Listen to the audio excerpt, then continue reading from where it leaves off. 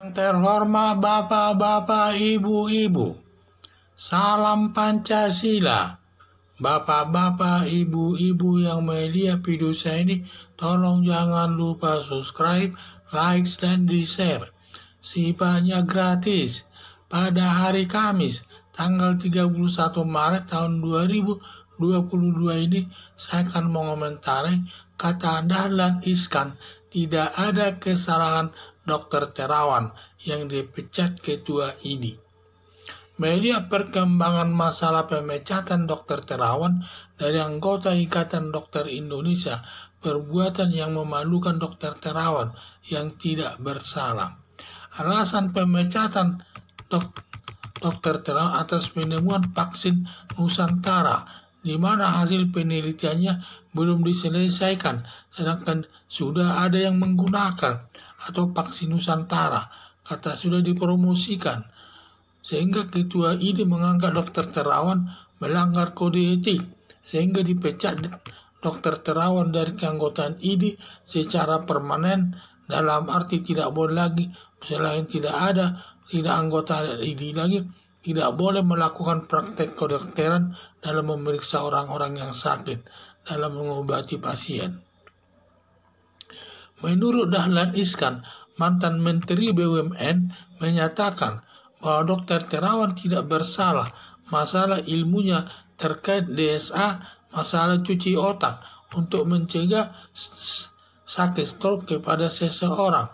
Diperoleh ilmu itu tersebut diperolehnya dengan belajar di salah satu universitas di California, sehingga semua penemuan vaksin Nusantara sudah benar.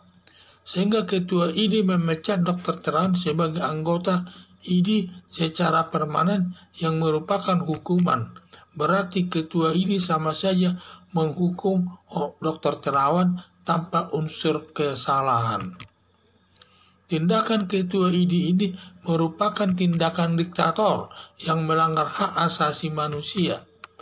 Terjadinya pro kontra dalam pemecatan Dr. Terawan dan beritanya sudah sangat viral di kalangan petinggi negara dan lembaga DPR. Untuk menyelesaikannya agar ditempuh langkah hukum pidana dan tata usaha negara dan dihukum hakim sesuai perbuatannya, agar tidak terulang masalah yang sama di kemudian hari.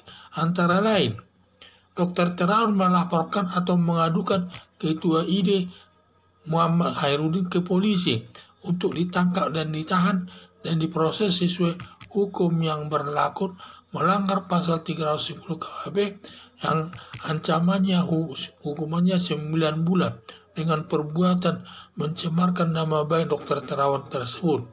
Dapat juga diterapkan Undang-Undang ITE, ancaman hukumannya 6 tahun. Kedua, Dr. Terawan menggugat ketua Ikatan Dokter Indonesia ke Peradilan Tata Usaha Negara untuk memulihkan nama baiknya dan tetap sebagai anggota Ikatan Dokter Indonesia. Harapan saya agar ditempuh salah satu cara penegakan hukum lewat pidana atau hukum tata usaha negara. Demi keadilan, tergantung putusan hakim nanti, siapa yang benar dan yang salah. Dan apapun isi putusan hakim harus diterima kedua belah pihak dengan maksud agar tidak terulang di kemudian hari. Inilah menurut Dahlan Iskan, di mana katanya masalah pemecatan Dr. Terawan itu adalah tidak benar, tidak adil sama sekali. Itu sama saja dia padahal sama saja ketua IDI tersebut menghukum daripada Dr. Terawan itu yang tidak salah dihukumnya. Karena menurut Dahlan Iskan bahwa ilmu DSA ada yang dimiliki oleh Dr. Terawan untuk mencuci otak, untuk mencegah orang sakit stroke, itu diperolehnya dalam belajar di Universitas California. Dan itu berarti sudah benar, itu semua sudah sesuai prosedur yang berlaku, sehingga tidak ada yang salah. Sehingga di sini dokter IDI ini adalah ketua IDI ini adalah termasuk pimpinan yang radikal, yang garis ini pimpinannya menghukum orang yang tidak bersalah. Dokter Terawan itu kan tidak bersalah, tetapi dihukum dipecat dari keanggotaan ID tersebut. Ini tidak baik, sama saja menghukum orang yang tidak bersalah.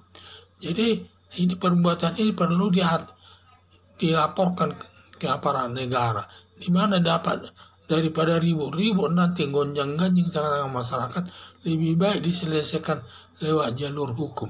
Jalur hukum itu ada dua, satu jalur pidana, yaitu melaporkan atau mengadukan ketua ID tersebut ke polisi untuk diperiksa dan ditangkap, untuk ditahan dan dijatuhkan hakim nanti hukumannya sesuai ketentuan hukum yang berlaku.